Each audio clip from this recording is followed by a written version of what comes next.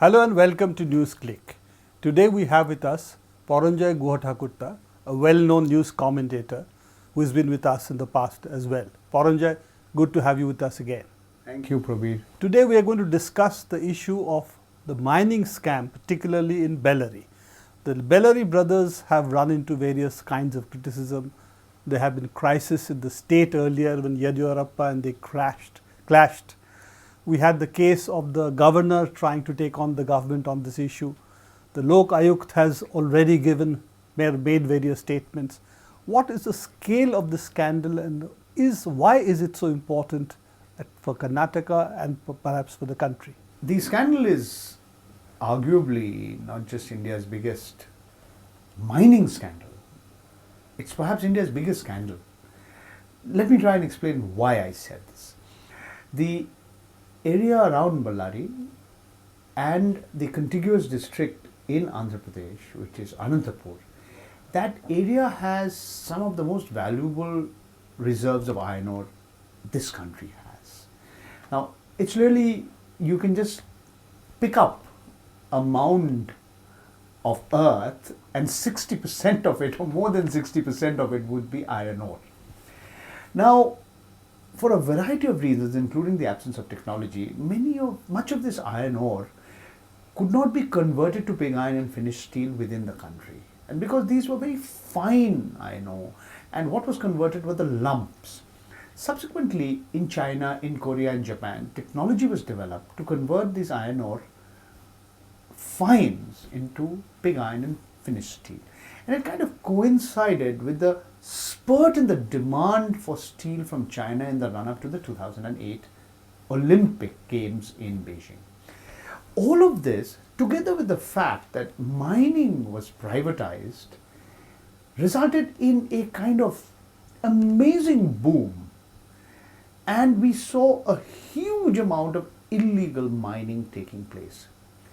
But when you look at what is actually supposed to take place on paper and what actually happens, there's a world of a difference. And I'll just give you a few sets of figures.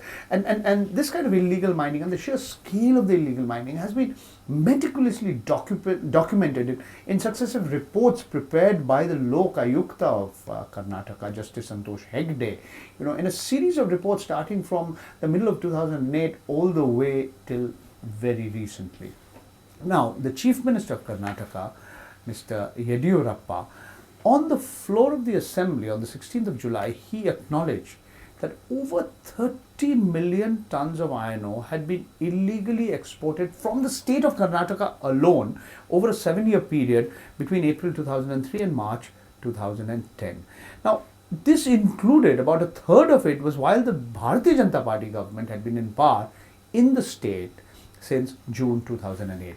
Now, if one takes a very, very conservative value of this, just 30 million tons, the amount is amazing. It's close to $2 billion US. It's in the region of about 10,000 crore rupees. And this is the discrepancy between the mining leases that the state government is given and the records of the customs department in the ports. And this is one state alone. I'm excluding Andhra Pradesh. Paranjoy, I believe you're making a documentary on this. I hope all this will come in details in the documentary. So when is it going to be released? We are hopeful that this documentary would be ready by September.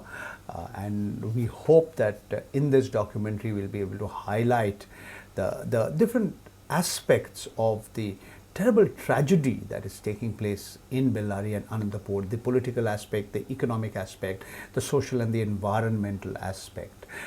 We've tentatively called it Blood and Iron, and we have 3 parts to it. The first part is called the New Republic of Bellary, and the other 2 parts are called Red Earth and Red Gold, because iron ore mining, it seems to me, has become more profitable than even mining for gold. Once upon a time, Karnataka was known for its Kolar gold mines, but there's no gold left. I think the sheer scale of the loot and the kind of sheer exploitation that's happened is perhaps India's version of the blood diamond story of West Africa. Well, in some sense, this is the same kind of scam, the loot of natural resources. Whether you take the Ambani's gas price, which itself was a giveaway, Raja's telecom scam or illegal mining. All three are examples really of loot of the resources for private gain and not for public good. What makes Bellary unique is the fact that what you're actually seeing there is the complete convergence of business, politics and crime. Janardhan Reddy is the State Minister for Infrastructure and Tourism. His brother Karnataka Reddy, he's the Revenue Minister. His other brother Somasekhar Reddy is the head of the Milk Federation. Now, they are in positions of power and authority. And they're very clever. I mean, legally on paper, they're saying we're innocent. They don't even have a patch of land, they say, as a mining lead, not even a square inch. But the fact is, they've promoted a company which is operating in the neighboring state. That was their justification when Governor Hansraj Bhardwaj sought to hold them guilty for violating or for holding an office of profit. Though they may have nothing on paper, they're actually illegally coercing a whole lot of mine owners who for all intents and purposes are acting as their agents. And the interesting part of the whole development is that despite being BJP ministers, they have very close links with the former Chief Minister of Andhra Pradesh, the late Y.S. Rajshekhar Reddy, and his son Jagan Reddy. This is also converting of raw money, power of money, into political power. And increasingly we are seeing that in states, really this direct translation of money coming into political play and controlling this kind of governments. So if you really look at what's happening in Bellary, Anantapur, as you said, this is not helping the people. In fact, it's degrading their environment, and all the profits which really belong to the people, because underground resources belong to the Indian state and therefore the Indian people, is really being completely privatized for the gain, political gain of political power and money. You're absolutely correct. The resource curse, as it's often called, is really actually has worsened the lives of the people who live in that area. Their water has been polluted, their atmosphere has been polluted, they've lost their farmland, their livelihood has gone, the wildlife has been destroyed because they've encroached into reserve forest areas, and they've not gained. The people who've gained are very few, and they have gained hugely. The number of Mercedes-Benz cars that are sold in that dusty little town of Bellary, the number of helicopters, largest number of helicopters. I mean, you find palatial mansions being with 60 rooms or something like that being constructed for the Reddy brothers, and it's truly amazing how so few have made such a huge amount of money at the expense of so many. And the truly sort of despicable aspect of the whole loot that has happened, that the Reddy brothers in Karnataka, Jagan Reddy, they are so powerful, but despite so many accusations against them, the official position of the Bharatiya Janata Party and the Yediyurappa government is that nothing has been proved against them. What we are really seeing in that today is, if this continues in this fashion, then what would be there would be large scale anger and perhaps the kind of violence that we've seen in other places. We're already seeing the beginning of that. There is already a bunch of youngsters who are the lumpen youth of that area. They act as the eyes and ears of the mining mafia.